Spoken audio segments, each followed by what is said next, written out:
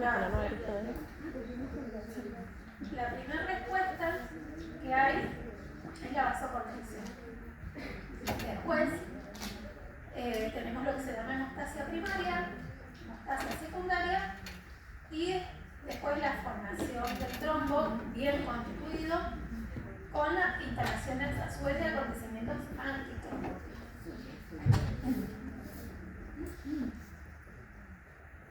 Bueno, entonces, esquemáticamente, a través de estos dibujos, todo esto está sacado del libro de Robbins. Vean, el primer paso, selecciona el vaso, ¿no? Fíjense, este es el sitio de lesión que les muestra la fotografía. Selecciona entonces el vaso y evidentemente se pierde la continuidad en el interior de la luz vascular. Y queda expuesto, al dañarse la superficie interna que está dada por el revestimiento endotelial, queda expuesto la matriz extracelular que está por debajo del endotelio, que es muy trombogénica, es decir, promueve la formación de trombo. Entonces, como primera respuesta así inmediata y que tiene una corta duración, lo que hace el vaso es contraerse. Todo esto generado a partir de la liberación de esta sustancia, la endotelina, que está presente dentro de las células endoteliales y que ser lesionada la libera. Más, obviamente, este hecho de que la membrana extracelular que después. Fíjense que acá ni siquiera el vaso se seccionó, o sea, no es que una lesión desde la parte externa, por ejemplo, que se lo con un cuchillo cortamos el vaso. Simplemente, incluso la lesión interna, o sea, solo el revestimiento endotelial ya dañado va a provocar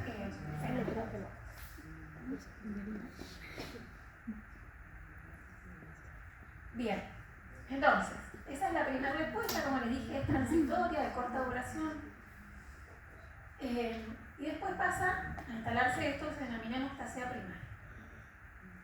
Básicamente, ¿qué es? Bueno, se instala lo que se llama trombo plaquetario. Entonces, que básicamente consiste en esta serie de pasos que están numerados acá. Todo esto mediado por sustancias químicas que, como les dije, las van a ver en detalle cuando lo vean en fisiología normal. Sustancias que se liberan desde la superficie del vaso y sustancias que también después están dentro de las plaquetas. Entonces, básicamente, de la interacción de todo esto que surge, que las plaquetas se adhieren a la superficie que está erosionada. Al adherirse, cambia la forma, o se activa, se les van a enseñar como que sufre una activación la plaqueta. Y eso hace que luego de esa activación libere el contenido que tiene dentro de la plaqueta, ¿no? En gránulos, que son un montón de sustancias que lo que van a permitir a su vez es reclutar más plaquetas, porque el organismo que lo que intenta es evitar el sangrado. Entonces sucesivamente se van a ir pegando plaquetas una al lado de otra y van a formar lo que se denomina tapón hemostático plaquetario. Bien, y ese es el resultado final de esta etapa que se denomina hemostasia primaria. Entonces, para que ustedes tengan el concepto, si se les pregunta qué caracteriza la hemostasia primaria, y es eso, la formación del trombo plaquetario.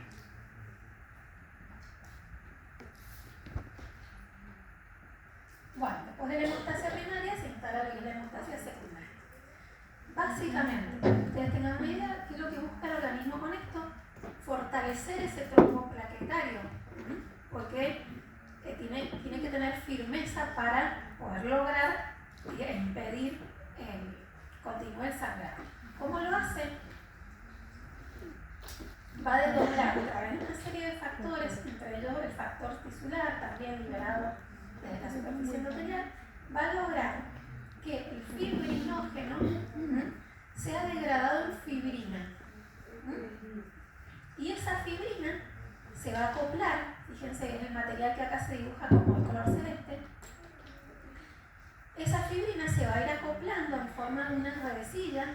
va a ir englobando las plaquetas y las va a contener, y es lo que le va a dar mayor firmeza al trombo.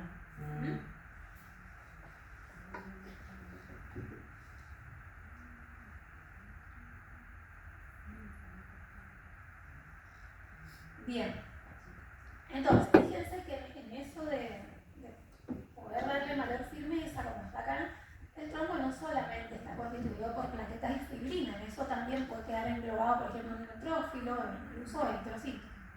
Lo importante es que una vez que ya se constituyó este trombo, a la vez el organismo tiene que darle activación a algún sistema que limite a este fenómeno, porque si no, entonces se genera esta cascada y se coagula todo dentro del sistema. Tiene que intentar que esto se quede confinado al sitio de lesión. Entonces, por eso que se disparan a su vez en paralelo procesos antitrombóticos, que justamente buscan eso, que este trombo quede confinado al sitio de la lesión.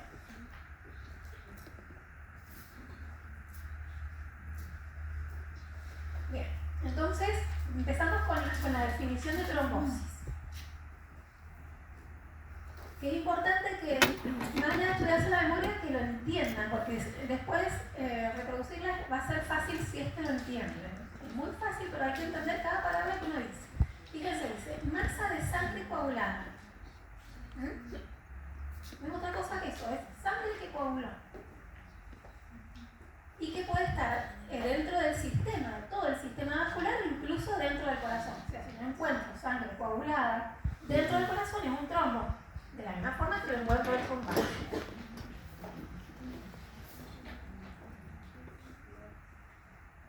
¿Cómo se llega a esto? A través de distintas situaciones que predisponen a que esto se instale.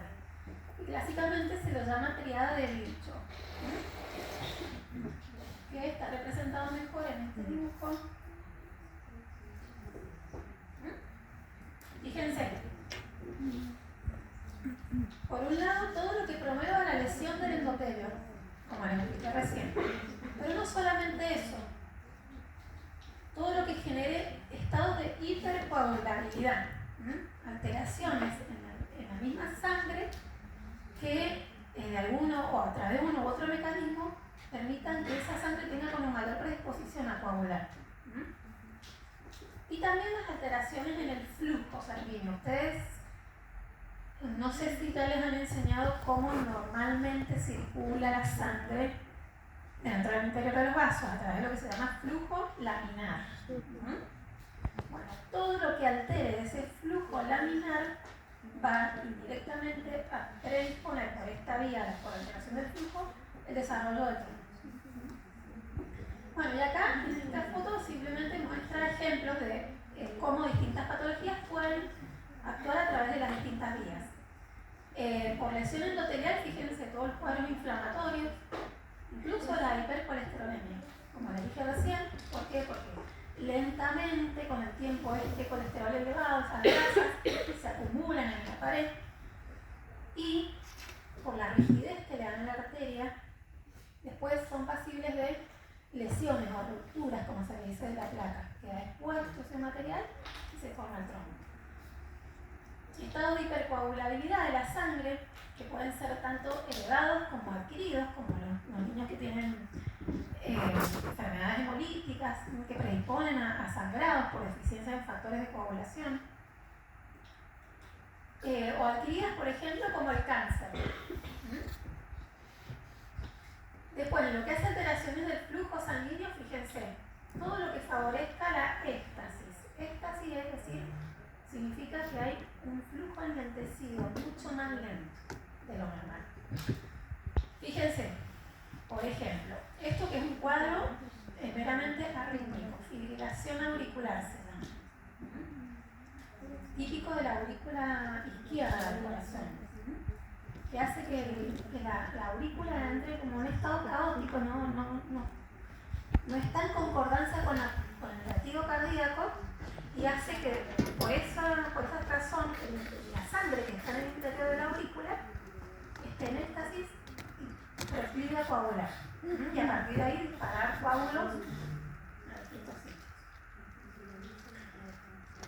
Bueno, por fenómeno de turbulencia, que es el otro mecanismo, por ejemplo, los estrechamientos que generan, por ejemplo, la misma placa de ateroma.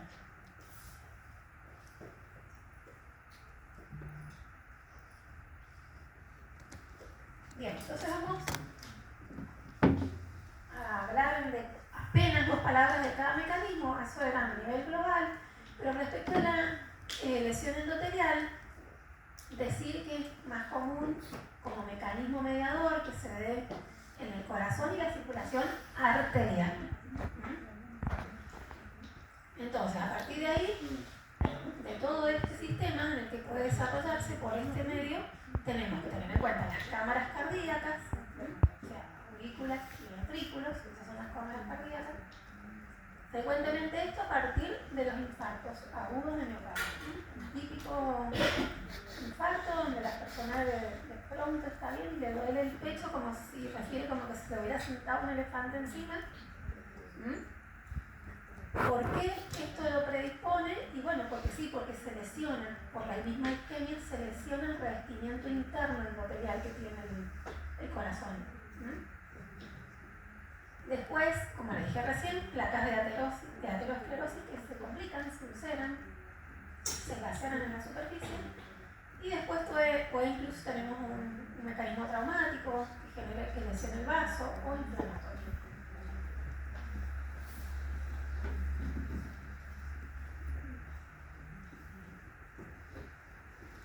Bien. Entonces, cualquier alteración en este dinamismo de actividad protrombótica, es decir, que promueve la trombosis, como las antitrombóticas que la frenan, en el endotelio pueden condicionar estos fenómenos de coagulación también. Por eso, entonces, no solo basta con que la célula, o sea, el endotelio se lesione, sino que también el hecho de que funcione mal el endotelio, sin estar siquiera dañado, funciona mal la célula, puede, al desequilibrarse este sistema, favorecer las trombosis. ¿Se entiende?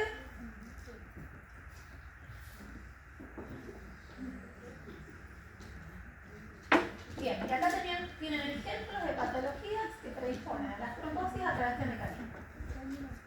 La hipertensión arterial, muy común en la población. Bueno, los flujos turbulentos, generalmente esta situación se da en sitios de bifurcación, cuando las arterias se ramifican, que a su vez son los sitios más frecuentes donde se depositen las placas de ateroma.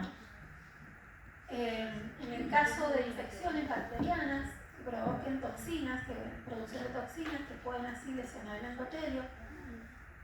Bueno, tratamientos como la radiación, alteraciones metabólicas, meramente metabólicas como la hipercolesterolemia, incluso el tabaco, fíjense, con las toxinas que están presentes en el tabaco.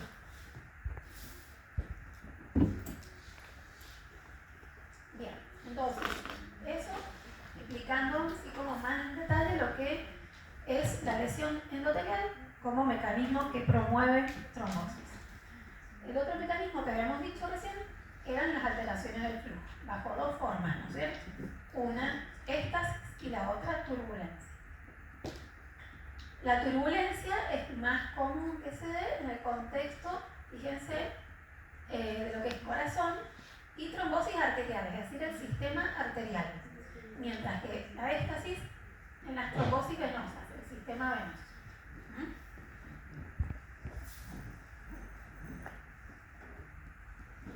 Bien. ¿Cómo van a actuar estos 2 mecanismos? Básicamente porque inducen la activación del endotelio, justamente porque hablábamos recién, por la interrupción de este flujo laminar, porque a través de todo esto, de la interrupción del flujo laminar y de la inducción del endotelio, se impide esto, que es fundamental. El lavado y dilución de factores de coagulación que resulten activados por la misma alteración en el flujo.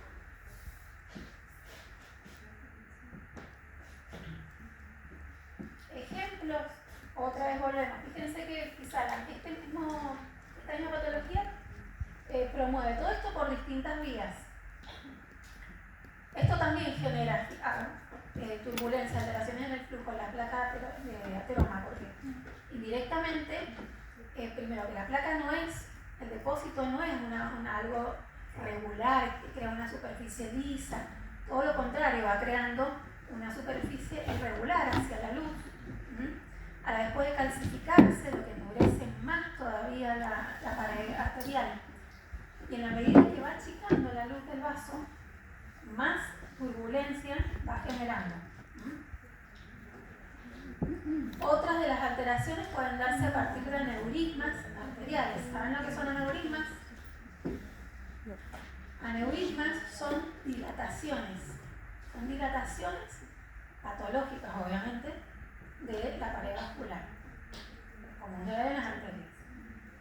Ustedes imagínense un vaso con un tubo continuo que mantiene a lo largo de toda la longitud un diámetro estable. Bueno, en el aneurisma ustedes encuentran la aorta que tiene un diámetro continuo y de pronto una dilatación, una bolsita.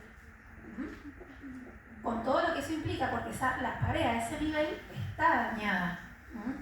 Por algo se ha dilatado y no mantiene el diámetro de la estructura original. Entonces, en esa dilatación se pierde el flujo en relación al resto del vaso. Bueno, el IAN, como les dije recién, no solo se daña el endotelio, sino que también al perderse en el sector isquemiado la contractilidad, porque el músculo es obvio que no se va a contraer igual en la parte isquemiada que en la parte normal, promueve alteraciones del flujo. Estas son patologías meramente valvular, de las válvulas cardíacas. Esta, especialmente la estenosis de la válvula mitral, de causa reumática, predispone a fenómenos trombóticos. Y bueno, y la otra patología, los estados generan hiperviscosidad en la sangre.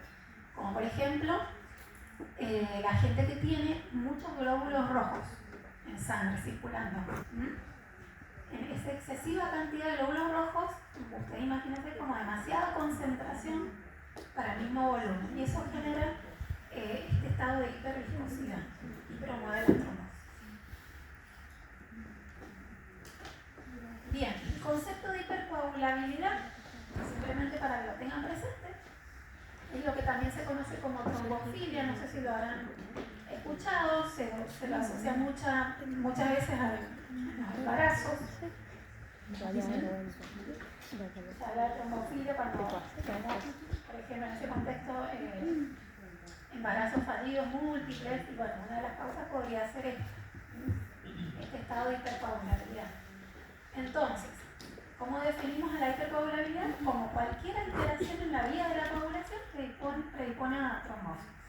No es la gran definición, es lógica. Importante que, ¿a qué responde esto? Y las causas pueden ser primarias o pueden ser secundarias a otras. Bien, por darles un ejemplo, no les voy a mencionar, no vamos a leer toda esta lista, pero van a ver acá la gran división, ¿no? Lo que está coloreado en naranja. Primarias y secundarias. Las primarias son dos trastornos generalmente genéticos. La persona nace con ese problema. En las secundarias, estas sí son las que han sido adquiridas a lo largo de los años por algún problema en especial. Y ahí lo subdividimos en dos grandes grupos: las personas que tienen alto riesgo de trombosis producto de estos problemas y las que tienen menor riesgo.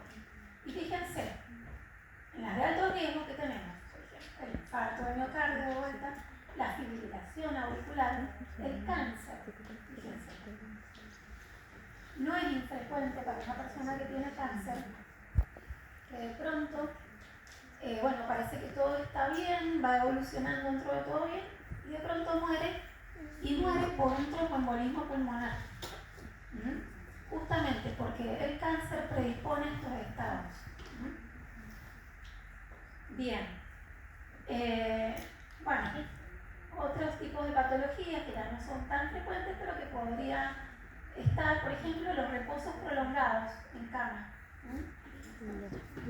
Ustedes habrán visto que en general cuando uno queda internado en un hospital, si tiene un factor de riesgo y se supone que la persona va a tener que estar en esta situación por varios días, porque no se puede movilizar y en consecuencia ni al baño puede ir y todo se lo facilitan en la cama, justamente para evitar que esto termine en un problema mayor como una trombosis, se lo anticoagula con heparina. Ese es un tratamiento preventivo.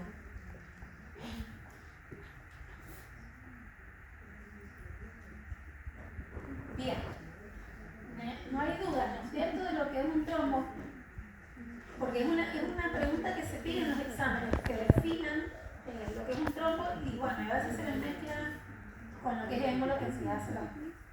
Entonces, ¿cómo puede, una vez que ya se formó el trombo, cómo puede evolucionar? Puede propagarse. Ustedes imagínense un vaso y adentro se formó un trombo, se dañó el endotelio y se formó un trombo. Propagarse, ¿qué significa? Y simplemente que va creciendo, se fijó a la estructura dañada, ¿no?, a la superficie dañada, pero a partir de ahí se van agregando plaquetas y fibrinas y va creciendo y se va extendiendo. Esa es la propagación. Esa es una de las formas que puede evolucionar. La otra es la embolización. ¿Qué es esto? Que se fraccione, se fragmente ese émbolo. En algún punto se fragmenta, no significa que se va a soltar entero, sino que un pedacito dentro de ese coágulo se fragmenta, se desprende de ese gran coágulo. Al desprenderse, ustedes imagínense, sale disparado porque lo arrastra el flujo sanguíneo y viaja por el sistema vascular hasta que en algún punto se detiene. Eso se llama embolización.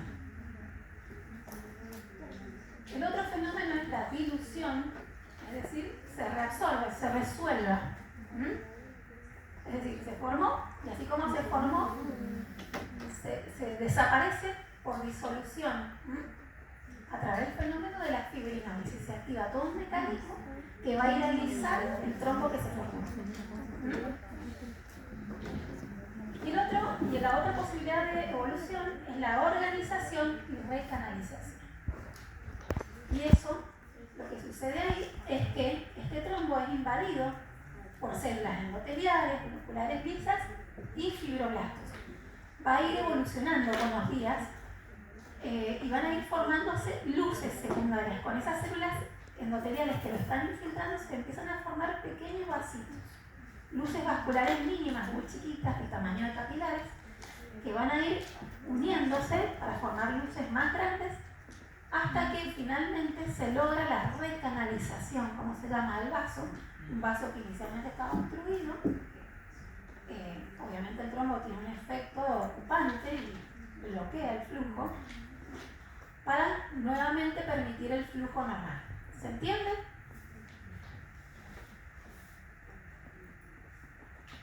Bien. Ahora, sí, se formó el trombo y no tuvo con ninguna consecuencia en el cuerpo. ¿Qué es lo que provoca el hecho de que se forme un trombo? Bueno, acá depende de dónde se forma. Si se formó dentro de una vena o dentro de una arteria. Si el trombo se formó en una vena, el riesgo potencial más importante es que embolice al pulmón. Esto es, como les expliqué recién, que un pedacito se fragmenta, se desprende del gran trombo y viaja con la sangre. Se dispara y lo lleva a un sitio distante que habitualmente es el pulmón. Y la otra situación son los trombos arteriales, es decir, el trombo que se formaron en el interior de una arteria. ¿Cuál es la consecuencia más frecuente de esto? Que se instalen infartos distales, también dependiendo de dónde esté instalado ese trombo. ¿En qué orden? Bueno, como ejemplo de trombosis venosa, es decir, trombos que se generan dentro de venas, tenemos que mencionar como lo más frecuente, esto yo le diría que es como muy frecuente en la práctica diaria, es esto, que se puedan formar en el sistema venoso profundo o superficial de las piernas. Ustedes recuerden que hay dos sistemas de drenaje venoso, uno está más superficial más cercano a la piel, a la superficie, y otro bien profundo. Nada, y respecto al sistema venoso superficial, cuando se forman ahí los trombos es muy raro que embolicen, o sea, no son serios en ese sentido. No es para temer de que vaya a embolizar ahí un trombo. Esto es típico de ver en el contexto de úlceras varicosas. Gente que tiene varices en las piernas, y bueno, y sí, de pronto tienen dolor. Eso es lo que señala la formación del trombo. De pronto tienen dolor sobre una varice, ustedes lo miran y tienen congestión, edema, y no lo pueden ni tocar el dolor que tienen. Entonces lo primero que van a pensar en esa situación, y se complicó la varice con el trombo. Bien, perfecto. No temer, porque esto es rarísimo. Esa sería la mayor complicación que embolicen, porque no es lo habitual en este sistema superficial. Sí es más habitual que pase esto, que se infecte la piel que está por encima del trombo. Son complicaciones obviamente infecciosas. Ahora, esta sí es la situación peligrosa y de urgencia en cualquier guardia. ¿Por qué? Justamente por lo que decíamos, la gran posibilidad de embolizar al pulmón. Entonces, estas trombosis, como dice el nombre, trombosis venosa profunda, es un trombo que se originó dentro de una vena que está en la profundidad de la piel, en el sistema venoso profundo. ¿Qué venas en general? Fíjense, gran calibre. Popliteas, femorales o ilíacas. Y este es el problema, que pueden embolizar habitualmente al pulmón y causar infarto pulmonar. Sería el mejor de los casos, porque no puede provocar la muerte directamente súbita, sin chance de ningún tratamiento. Esta situación se asocia a la hipermovilidad, pero también hay factores que predisponen. Nuevamente, la inmovilización prolongada. Y si uno le pregunta al paciente, ¿cómo fueron los días previos a esto? Bueno, puede ser una persona que está enferma, una persona grande, los ancianos, por ejemplo, que están mucho tiempo en cama, esperar que cuando esta complicación, o porque tiene un problema cardíaco, una insuficiencia cardíaca, o porque ha tenido unos días antes de un trauma, o cirugías. En este sentido, las cirugías que con mayor facilidad predisponen a esto son las cirugías pelvianas, de los órganos que están en la piel. Grandes quemados también, el embarazo, los tumores y la edad, ¿cierto? El envejecimiento predispone a esta situación. Bien. Profe, tengo una duda. La trombosis profunda, ¿hay manera de darse cuenta? Por ejemplo, la superficial era por dolor. Genera dolor, sí. También. Sí, genera dolor e impotencia funcional, que se llama una persona que le va a costar caminar, le va a generar mucho dolor, va a entrar rendiendo al alma. Y en el relato siempre llama la atención eso, me apareció de golpe el dolor. Y uno no lo puede explicar y empieza a indagar por estos factores predisponentes y están